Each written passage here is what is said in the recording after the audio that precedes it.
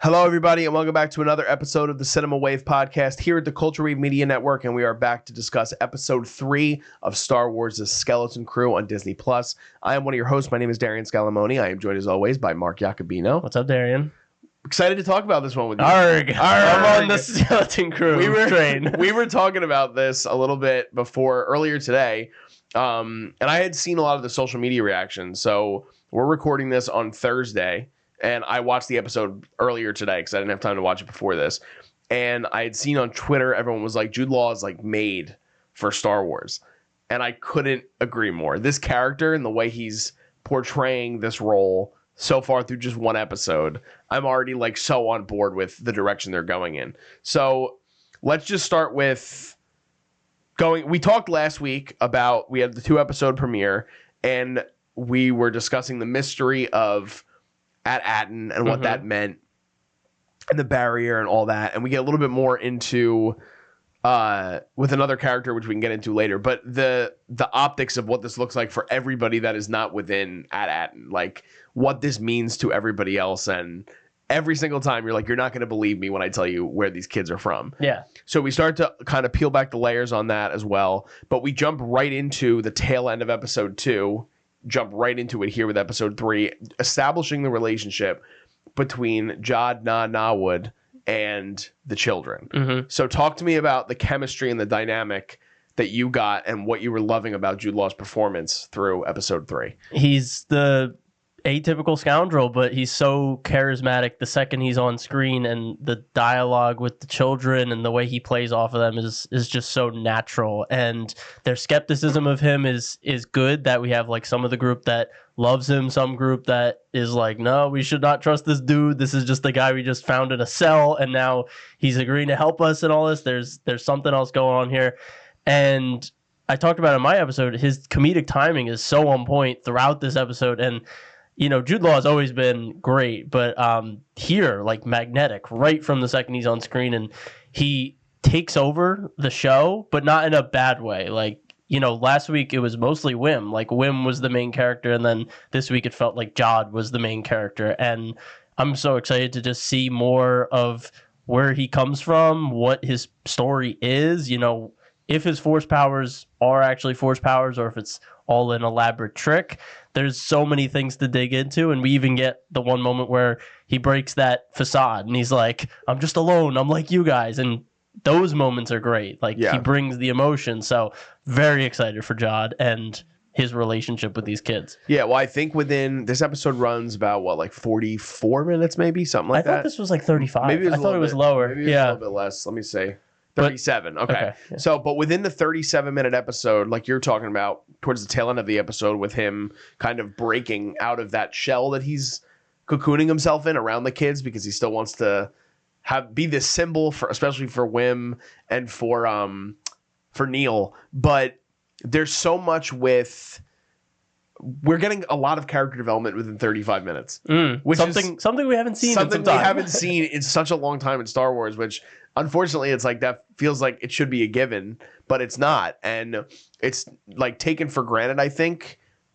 It could be taken for granted because it feels like it should just be part of what television should be. But with Jude Law's performance, and I love how you also brought up the relationship with the kids and how there's a different perception from every single kid, yet he still is curious about every kid, and he still is able to identify everything that every kid is looking for in terms of him kind of peeling back the layers of who he is as a character. Like, we even get that moment when they're in hyperspace and KB is like the only one that's like still awake, and he's like, do you ever sleep? And he like he's percolating in his head that he realizes that she's a lot smarter than she may seem. Right. And you get moments like that. You get the moments with, I love the moment when he gets on the ship right before they go into hyperspace, and he's putting all the kids kind of in these different battle stations. Yeah. And he goes up and he releases the gunner, and Fern is like, I'm not going there. And then he does it for Wim, and Wim is like, this is the greatest moment of my life. And like, he doesn't have to say a word to him. He just hits the button. He's like, he loves this. And I love that, because it's already establishing these individual relationships that Jude has with all these kids. And I think it works for the dynamic of the show. We also get the introduction to a character that he has a prior relationship with. And what do they call him? It's something Jack. Oh, he's Crimson Jack. Crimson Jack. Yeah. and he meets this. It's like a bird. It's an owl. It's like an owl, but it also looks like a cat a little bit. Yeah. It's called Kim. It's voiced by Alia Shawkat, who's probably best known for Arrested Development, but she's been in a bunch of stuff. Cool. And just establishing even that otherworldly sort of thing. And we were talking about in the first 2 episodes all the creature designs, right? And how some of them kind of went back to the practical element of Star Wars, and this is a CGI. Yeah. But what did you think about the design of the character Kim and what Kim was able to add into the adventure that was coming or forthcoming with establishing all these sort of people on the outer realm that Jad already has these relationships with? Yeah. No, I love the alien inclusion in this show. There's so many aliens with prominent speaking roles. They're not just background characters like window dressing. And I love this character. I don't think we've ever seen like an owl, a talking like sentient owl in Star Wars Galaxy. I'm sure in some obscure comic there was one, but I really like her. I like the idea of this character that is just out on this moon doing all this research and collecting all these scrolls of different star maps or different lore pieces like these jewel planets of the Old Republic, which again I've never heard of. I don't think they're canon or have been talked about before, so this is a completely new and original idea, which is exciting. For me, the first thing I thought of was have you seen Avatar: The Last Airbender, the series? I haven't. So there's an episode in there where they go to this ancient library in the middle of the desert, and there's an owl figure that is like the custodian of the library, and they have all this knowledge.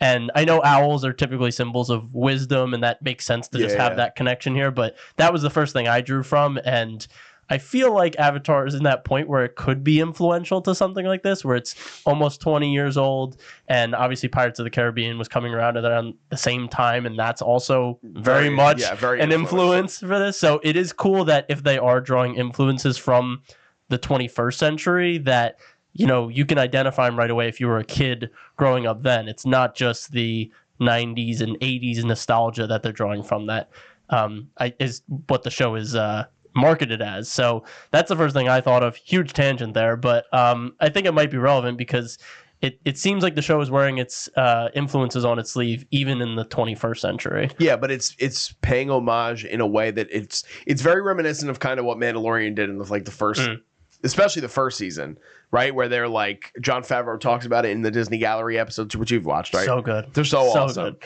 And he talks about, he's like, no, he goes, we didn't want to make a show that like existed. He goes, we wanted to make a show that obviously felt like Star Wars, but we didn't say we have to make it like this in Empire Strikes Back. We need to make it like this in Revenge of the Sith. He goes, we went to the source of what George wanted Star Wars to be based in, right? Like the Rashomon and the Seven Samurai, like having that influence. And like you said, like even some of the score feels like dun dun dun dun dun dun dun. Like you can like feel the Pirates sort of element to it.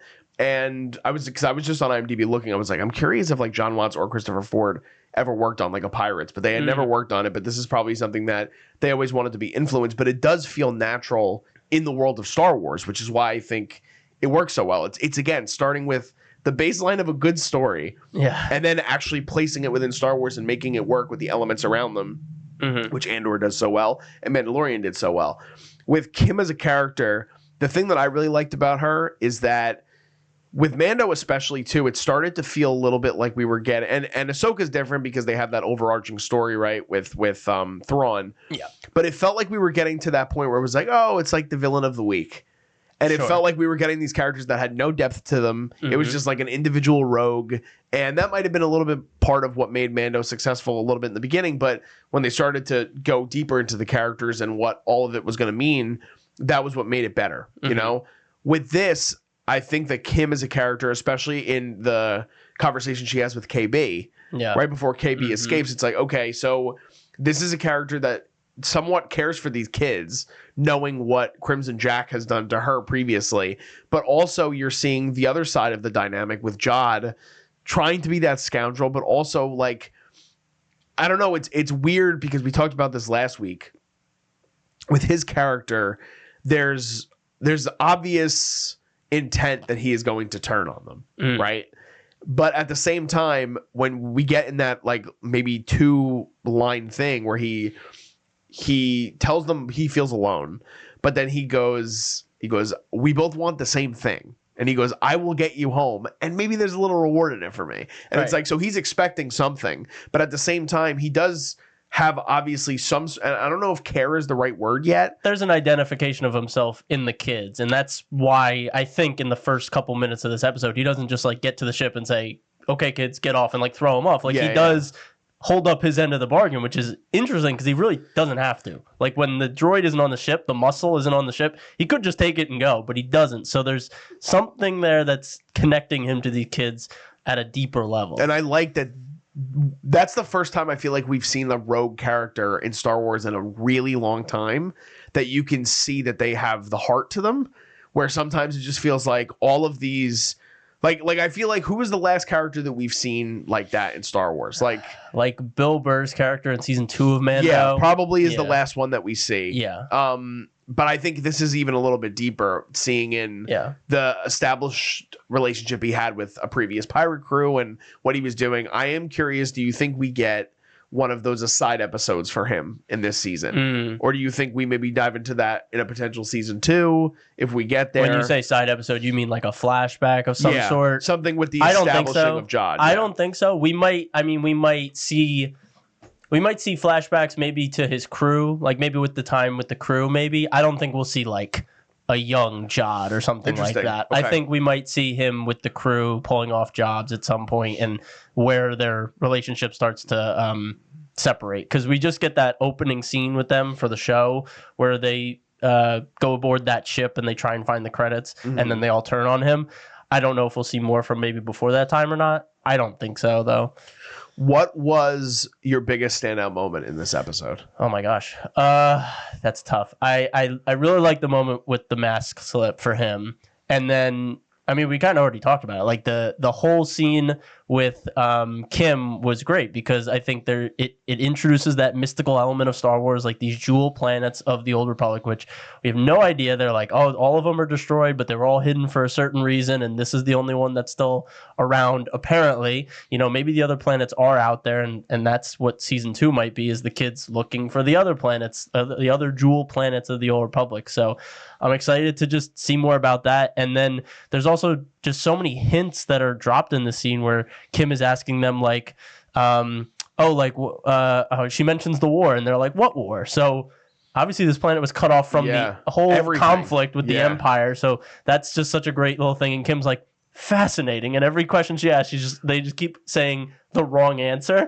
And she's like, fascinating. And she just keeps going. So I love that scene. I love Kim as a character. And another thing that scene felt like was in Attack of the Clones when Obi-Wan is looking for Kamino and he's going all around he goes to Yoda. He's like, I can't find this planet. This is the hologram. It's not here. And then he goes to the Dex at the diner. And Dex and Kim, I feel, have a similar type of character to them where they're these rogues, like you said, in the galaxy that people can just pass by and don't realize they have all this knowledge. And again, might be an influence. I hope it is, but that whole scene was just a winner for me. Yeah, Kim also reminded me of Maz Kanata. Like I had those vibes as well with her. This is like a pass by scene, but this is something that I just think. Again, it's like the unfortunate thing of taking it for granted because Star Wars shows haven't lived up to the hype in recent years. But the scene where Jod goes and saves SM, and he has that interaction with the former crewmate. Even just the writing of that scene and the interaction that the two characters have, it feels very authentic to them knowing each other. And I feel like with not to go back to a bad thing, but it's like Acolyte. One of our biggest criticisms was we have Amandla playing these two characters that are supposed to be sisters that are not chemistry. There's no chemistry whatsoever, even playing off of herself. Yeah. So I think that what they're able to do is establish really quickly within this episode, especially the relationships with all these characters and make them feel earned, even across like 37 minutes. Yeah, which is crazy. And I think that scene highlights like just the great direction that the show has had, especially in this episode. We have a lot of shots that are very interesting for Star Wars TV that actually land. I feel like Star Wars TV has been pretty cut and paste and pretty dry in the direction space recently. But that scene you're talking about there, I love that they have the focus on Jod as he's doing all this stuff. And his crewmate is in the background, like blurred. Like you never get like a good view of his crewmate as he's kind of talking to him. And then when he's in the background, he's like, what was he, smoking a pipe or something? But he was walking away and he's like, well, maybe I'll just report you to the crew or something like that. And it's so good. And then the first scene with Wim's dad, Wendell, his name is, I think. We open the episode with a really like great shot from behind with just the back of his head, and everything's blurred around him. And you could just tell the gears are turning with him. Like this, something isn't right here. And all the other parents are like, oh, they'll find him. We need to find our kids. And he's like, something else is going on. And I think it was all conveyed just through the camera work, which, again, in TV terms, that should be a given. But with Star Wars recently, like the camera has just not a character. Yes, exactly. So you're talking about what's happening with him as well when the safety droid comes in and is like, we can't do anything about this. Exactly. And I think that Wendell's kind of picking up on all the sort of ignorance that is happening around him. I'm still so curious, and we want to let these things marinate. We have another 5 episodes within this with Farrah, with Kerry Condon's character, and what she has to do with all of this, because there has to be a bigger thing. Again, we have, like you talked about, Kim is very intrigued with Fern's like the logo on the backpack that Farrah gives her. Again, they plant that in the first episode. Again, it's one of those things that's basic in TV storytelling, that you can plant these things and then they pay off later. In other shows, they just like threw it up. They're just like, oh, we found exactly what we needed to do. Even with the Ahsoka show, like the second episode, Ahsoka comes to Sabine with the map. Sabine's looking at it. She like turns 3 dials and then she like solves the map. And it's like, it's so unearned. But in this one, the first episode, it's just a one-off thing where she's like, oh, I got your badge. Like, good job being the first in the class or something like that. Yeah. And then that comes back in this episode when she's like, oh, this has some symbols I can use to narrow down the planets. It's like, yes. It feels like a real plan. Like, it feels like the storytellers actually sat down and were like really specific about how they wanted the show to work. And we were jokingly early on, but we had the conversation when we did our D23 Star Wars episode where you were like, I don't know if the show's ever going to come out. I don't know if the show's going to be good. Maybe part of the reason this show did turn out as well as it did so far, 2-3 episodes, is that they took their time with it. And you talked about the direction too. I mean, the amount of directors that came on to do this. I mean, David Lowery again does this episode. I thought he did a great job with this episode. Next week is the one I think you're probably anticipating the most. Yeah. The Daniels episode. So I think the pace, and it's also the mid-season at that point. So it's working itself into a good rhythm. We're starting to get these established relationships. I love that SM is starting to have this relationship with the kids as well after we start off, and it's like he's the one basically hunting them just because he gets turned on again. Yeah. And even Neil with his relationship with the rat now at this point, it's like the two animals just kind of being cordial with one another. Yeah. But in terms of, was there anything you got from this episode that either made you theorize about something a little bit deeper or got you excited going into episode 4 that you didn't have going in episode 2? Because I think we both agree this is probably our favorite episode so far. Oh, yeah, big time. Yeah. Yeah, I mean, like I said, with the jewel planets of the Old Republic, I think they said they were destroyed, which would be interesting because it's like the only planet destroying things we've seen in Star Wars is after the Empire. So if these other planets were destroyed, what were they destroyed by in the Old Republic? Were they destroyed by the Death Star? Who knows? Because, this is obviously time has passed. And we don't know if they're talking about the Old Republic like 10,000 years ago, if they're talking about what I brought up, right? Yeah, last week, if they're just talking about like the Republic that we know about in the prequels, because the kids have Republic credits. Yeah. So that's still kind of murky there. But yeah, just like theorizing that, if the kids find this planet and we have this skeleton crew, if they want to do more seasons, it opens the door for them to explore these other potential planets if they aren't exactly gone or not non-existent anymore. The other thing is just like Jod, like what does he have the Force or does he not? And I think he personally does. I mean, obviously I think they're trying to make it seem like it is a trick. Like, look, I can do this. I can do that. Like, I think they're trying to make it seem, but I actually do think that he might be Force sensitive, and he's just always used the Force as a way to get by in a parlor trick. Mm-hmm. But it's interesting because typically, if you're using the Force for selfish reasons, that lead you down a dark path. Obviously, I'm not saying Jod is a good guy, but he's not someone who's tainted by like the dark side or the pull of the dark side. So I think he might be able to occupy this really interesting space in the Force where he's not really attuned to the Force because he just kind of use it frivolously. Yeah. But because he's not attuned, that doesn't mean he's getting pulled or like pulled by the dark side to do things nefarious because of his, selfish desires. I think that would be really interesting. I don't know if they'll go that deep, but I would like to see that. How about you? I feel like, so the thing for me with him is I feel like, this is obviously just a theory, we have nothing to base it off of, but similar to what you kind of said, I feel like he uses it sort of as a survival thing.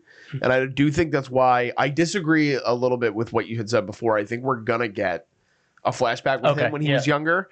And I think there's going to be an element of it that has to do with something he went through traumatically as a child that was able to have him realize that he was Force sensitive. Sure. I don't know exactly what that's going to be.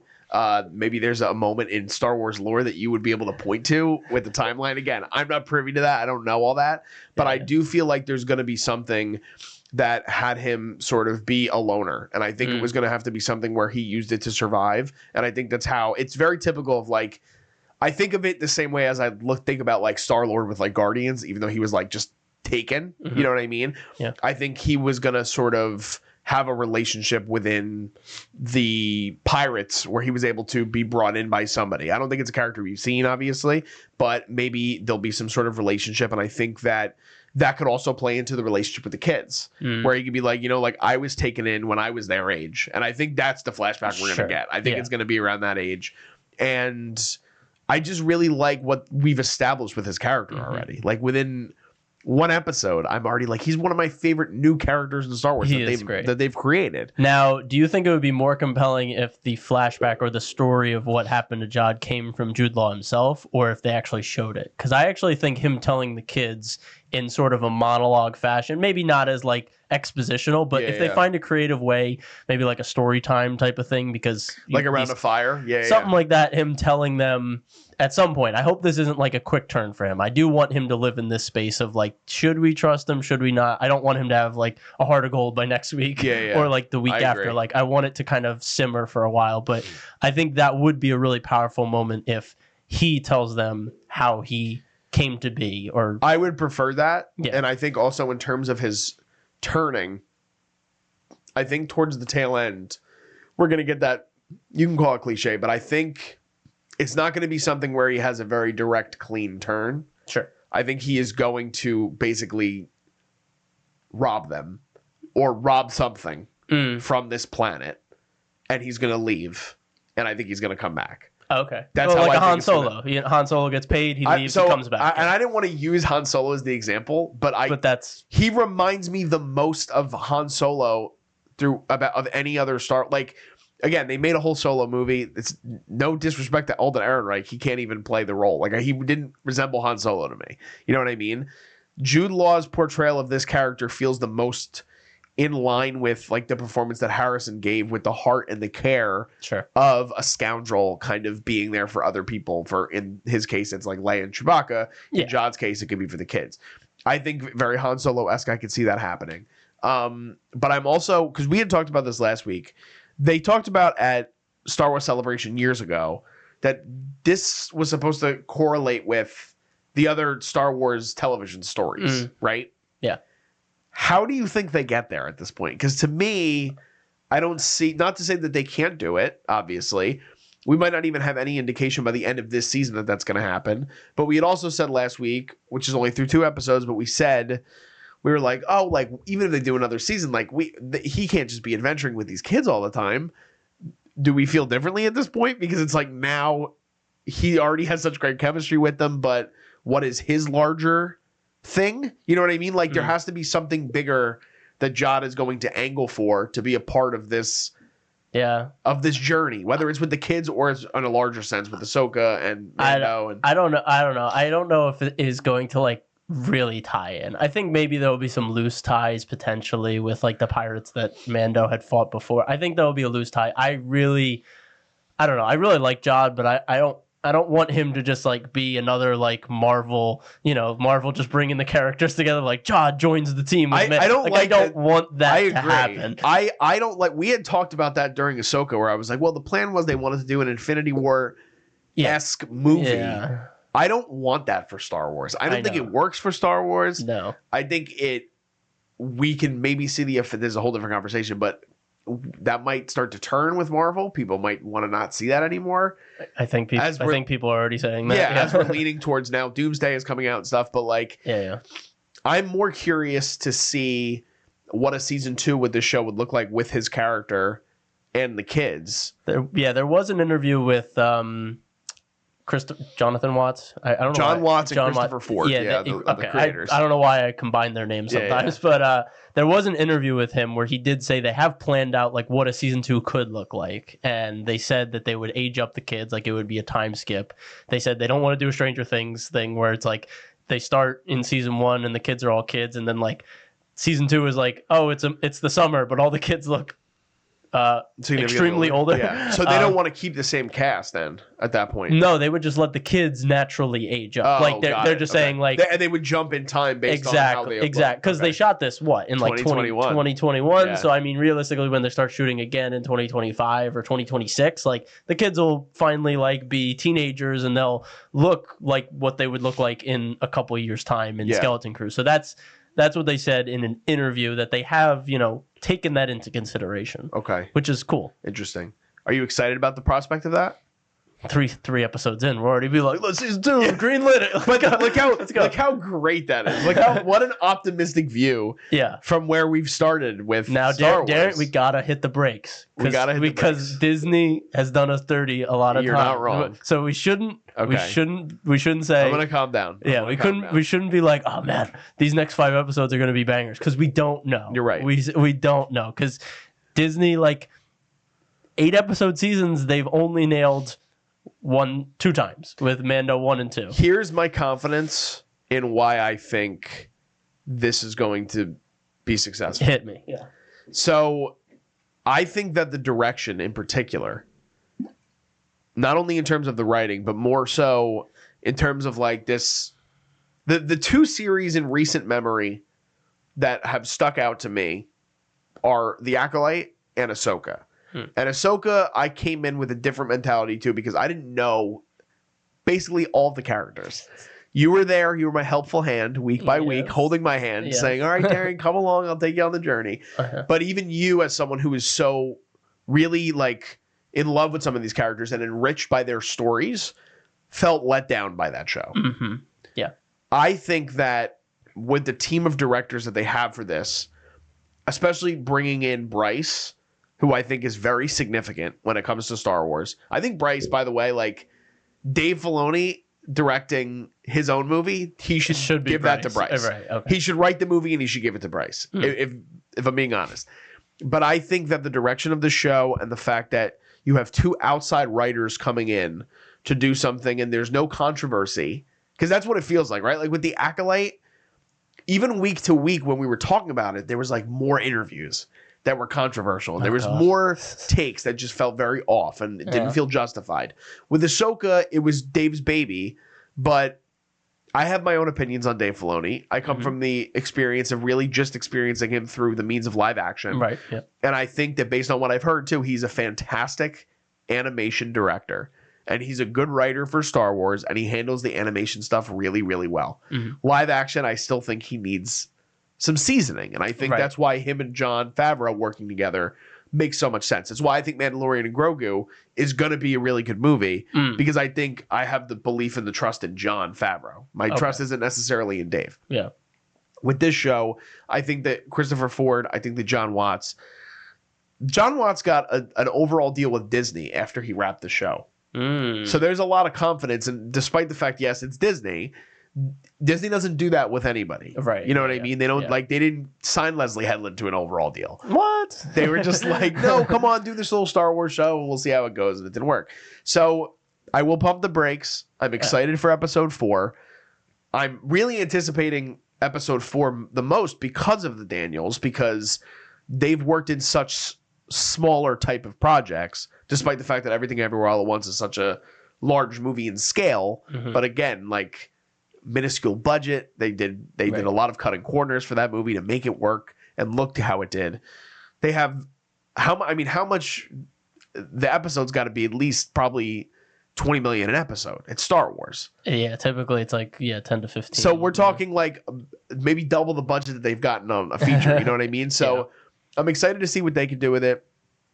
I think we're going to get a very action-heavy episode in episode 4, but with some exposition. And I think that when we get towards the back half of the season, we're going to start to unpeel those layers of At Attan. And I'm very excited to see that part of it. Are you intrigued by the mystery of it? Is there something that you're hoping to see, or is there something that you've theorized, whether it was on your own podcast or maybe since you've now had a little bit more time post your recording, that you've thought about? Yeah, I mean, I don't have much more than what I've been saying, that I think the planet has personally excommunicated themselves from the galaxy to have a regime run it with like this facade that, oh, it's a utopia, just be a data analyst and we'll take care of you, just live in the suburbs, don't ask questions. And I still think that's the case. It's just, what's the power structure of that? Like, who put them there? Yeah, well, what did they say when the droid came in? Didn't they say like the chairman or something? What did they say? The chairman will hear about this. They mentioned like a figure, right? So or the commissioner. I don't know exactly what it was. Yeah, so I think on the surface that would be cool, but I also hope there is that mystical element to the planet. I don't know what that entails, but I do hope the treasure, whatever they end up finding, is something that's significant to like Star Wars lore, whether it is to do with the Force, whether it's a long lost Jedi temple, just something that taps that mystical itch with Star Wars and something we haven't seen before, because they're already doing that with these jewel planets of the Old Republic. So I hope they lean in and do something original. Like I hope it's not something like in relation seen to this before. Else. Like I hope it's just like, that's cool. That's like a really cool, just like concept. I love that exists in the Star Wars galaxy now. Please continue land this plane. Yeah. I feel like it's refreshing to see that there is at least something that is somewhat new and original, but it's still keeping again in that same vein of like I thought that having that element and having the relationship with Jod, and we're seeing a new character design with Kim and what she's able to do and where she's staying, but then we also get like the scene with the X-Wings. Like, yeah, it felt very old school Star Wars. Yeah, it was cool action in this one. And I said this on my podcast. It was like, what if Wim actually shot down one of those X-Wings? Like, what if he actually killed someone? I wanted it so bad. And I was thinking that, I was like, imagine he just like kills somebody right now. Like, what would happen? Like the New Republic just comes after them? He would literally go, yeah, and then it would move on. Shit. It would be awesome. It would be so awesome. But no, I'm really digging this show so far. Was there anything else that you had thought about that you wanted to discuss? No, this feels good. I also am excited about KB. I liked her character in the first 2 episodes. I thought there was something special there, and then there's more in this. I like that this episode proved that and was like, yeah, she's gonna be the one to. If Jod's gonna mess up, she's gonna be the first one to be there to be like, no, or she's gonna catch him when all the other kids might not. Like even Fern might fall for it at one point, but KB, like in the back of her head, is always just going to have an eye on him, which I like. Yeah, and that further established thing with Kim, I think, is something it's a thread that we can always hang on to. You know what I mean? So I'm excited. Definitely excited to see what we have going forward. But that has been it with our episode 3 coverage of Skeleton Crew. Let us know in the comments if you guys love this episode as much as we did. I feel like it's a major consensus across the internet that this is the best episode thus far, and this was the one that really hooked people. I'm also seeing, which we talked about, but kids are loving this show. Good. Like any young kid that has been watching this is like, I love this show. Good. Okay, so good. I think it's really great for young kids. We are not young kids, but we're still kids at heart. At heart. We're loving this show. So let us know in the comments what your guys' thoughts are as well. Give this video a like if you can, and subscribe to us here at the Culture Wave Media Network. I'm just going to give Mark a second to plug his own socials for his podcast as well. Yeah, I'm always bad at this. But yeah, I run the Star Wars Mark of Balance podcast. You can follow me on Instagram at @star_wars_Mark of Balance. I get into it a bit more than on here with Darian because I have to keep it a little more casual. But if you want to see more of my analysis, you could you can find me over there. So appreciate it. Absolutely. And you guys can also follow us on all our social media stuff. That is below me in the video right now, as well as in the description. We're on YouTube, obviously. We're on TikTok. We're on Facebook. We're on Threads. We are on Instagram. You guys can follow us all on those handles below. And we have a bunch of other coverage we're doing for you guys. We have Golden Globe predictions upcoming. We just did, Liz and I are getting ready for the finale of Yellowstone. So we got a lot of cool stuff for you guys to check out as well. Just signing off, I am Darian Scalamoni. I'm Mark Acabino. And we'll see you guys next time. This is The Culture.